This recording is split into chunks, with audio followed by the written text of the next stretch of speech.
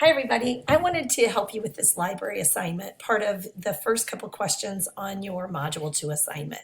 So if you go into Blackboard and you hit Organizations, this is what you're going to see. You're going to go down here to Blackboard Student Research, I believe, L&C Student Resources. You're going to click on that. Even though I'm not a student, I have access. I'm going to scroll down to Read Memorial Library.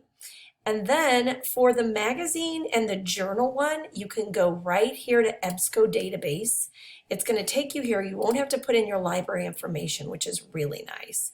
So you can go to Academic Search Complete, click on it, and then you can just put in, let's say that I want to be a motivational speaker.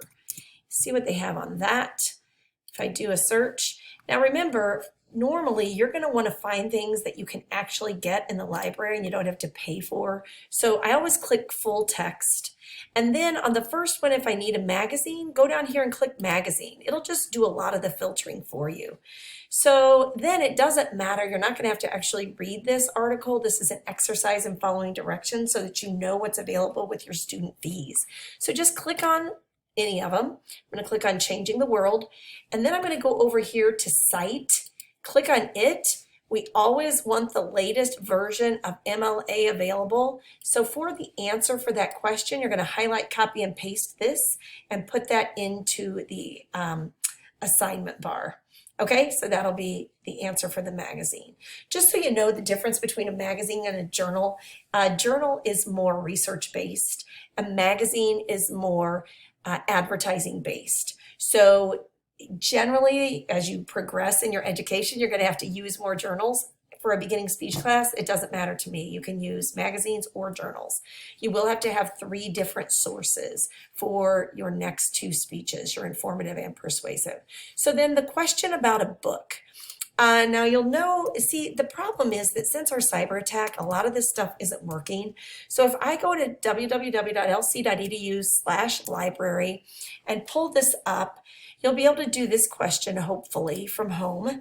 Now, if you need to know where your library code is, you go into, it's either on the back of your ID, but some of you don't have IDs, you're here just for the summer. Go into BlazerNet, and under your profile, you're going to have a library, your library number. And you can just click that, and it's like 10 digits. You highlight, copy, and paste it into this. Because if you're off campus, which the majority of us are, you're going to have this code.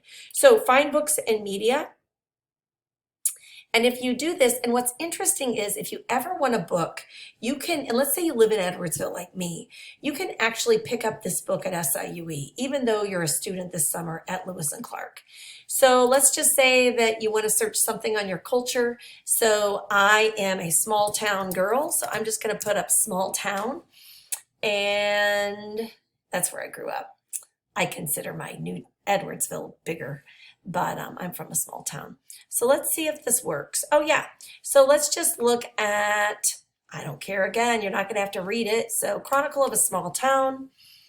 I'm going to click on it, and again, I'm going to hit Cite, and MLA 7th is what they're giving me. So copy citation to clipboard and put that in the assignment. So remember, you can order books through the system and have them picked up you can go pick them up at the library at Lewis and Clark. It is open this summer, or you can pick it up at any closer library, just not your city library. We're not connected to those, but that should help you with the 3 questions that are research-based on this module's assignment. Good luck. Remember, I'm an email away. Bye.